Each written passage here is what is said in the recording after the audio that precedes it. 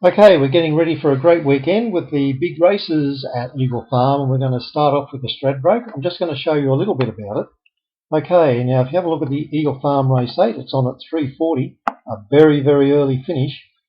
However, have a look at this massive horses that are in a bunch here, which makes it a very, very open race. As a matter of fact, I've had a look and it's $5 the field. Okay, before I go on with that, I'm hoping to have a Windform Gold Club bet in this race because we only bet these, the Windform Gold Club, we only bet these in group and listed races. So you can see that the first investment for the current horse racing year was Safeguard last year, which won at 350, and later on in the day we got an $11 winner with Pensiero. Now if I go right down to the bottom of this, you'll see how we were doing. I mean, right down, for the year to date, we've had 172 selections for 51 winners, 30% win strike rate. Now some of the horses, sometimes we had two horses in the one race, so the actual race strike rate was 37% winners, so that's quite high. So roughly 4 out of every 10 races we're going to be on the winner.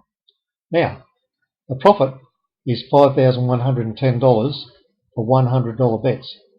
But have a look at this. Here's the summary for the previous 5 years from January 2008.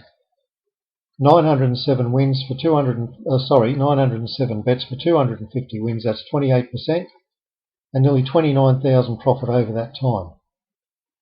Now, January last year, it wasn't a great year, only 3,320 profit. But there've been no losing years. Even though it's possible with a 30% strike rate, the worst losing run was 20. But not to worry, because we came out in front every single year. So I've got a special offer on this, and I'll tell you about it in a moment. But first, let's go back to the Stradbroke. Okay, here we are, and amazingly we've got Lucky Hustler, who's done absolutely nothing this preparation. It actually sits on top, and the basis for that was a very, very good run in December last year.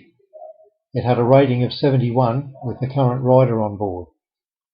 Then it lost form. It's resumed and it's run terrible. Okay, I wouldn't be surprised if it's 100 to 1, but at 100 to 1 I might be tempted to have a little bit on it at a fixed price for the place. If we have a look at our next horse, you'll find all of these are going to be right in there. Avel Rosso. Now this is an amazing one. One of the Chris Waller horses, there are a number of them in it. It was only beaten just under a length and a half at Scone, so it was pretty much a blanket finish except for the winner Mighty Lucky. Okie doke. But you'll notice that this was a second up run back in February. That was at the Gold Coast in a very good class race, and so it should be cherry ripe for today. It's only had 6 wins from 21 starts, however. Okie doke. Then we've got Spirit of Boom, an obvious chance. Very good winner of the Doomben 10,000. Not so great at the distance though, 5 starts, and that win was its only one at around the distance. Noidart, John O'Shea.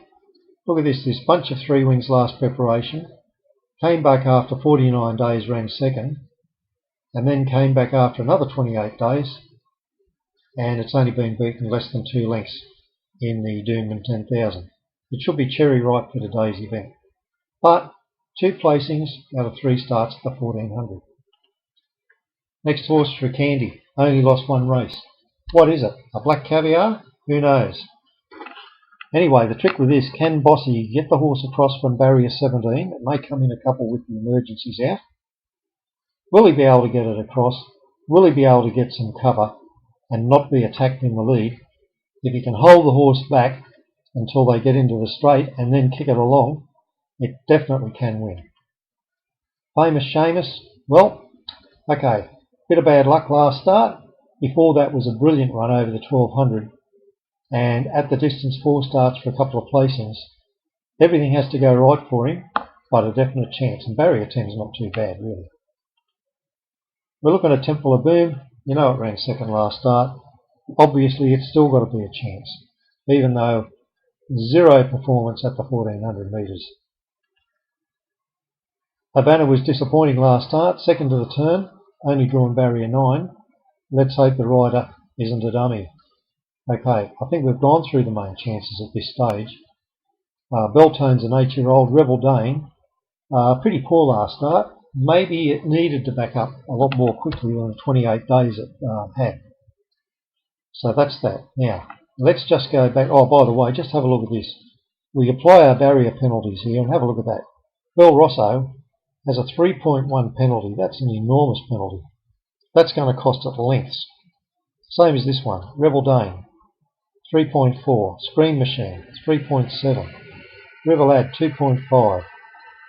Really, it's going to be very difficult to win from out that wide. Even though it's all the jockeys, they're all good jockeys. So that's what you get with this. Now, just to go down, I've got a special offer on the Winform Gold Club subscription. Our everyday ratings are $19.95. You get that with the Gold Club subscription. You've got our premium selections, $22.95 a year. You get that with our Gold Club subscription. Winform Daily Mail, $1,100 a year. And did I tell you we've got a 5,700 first fall with the Winform Daily Mail? You get those. You get Power Play, which gives you the list of the top 5 runners in every race. And for the first time, Winform training seminars for professional punters. We're going to do a seminar in Brisbane, another one in Sydney, another in Melbourne. These will be in the spring. Winform Gold Club members will get a free place. Now, a new book. I'm writing it myself. It's going to be released in spring 2014.